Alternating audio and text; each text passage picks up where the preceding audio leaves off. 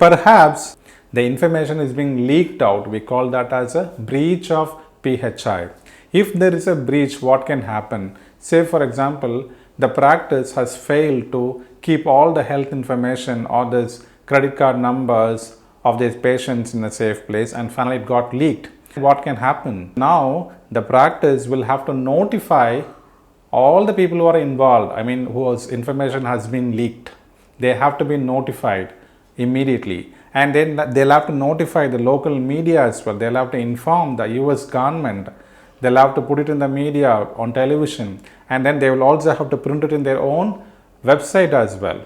In the HIPAA office portal, there's something called like Hall of Shame. In that, the practice name would be printed very much there. They say like all this information are being leaked out.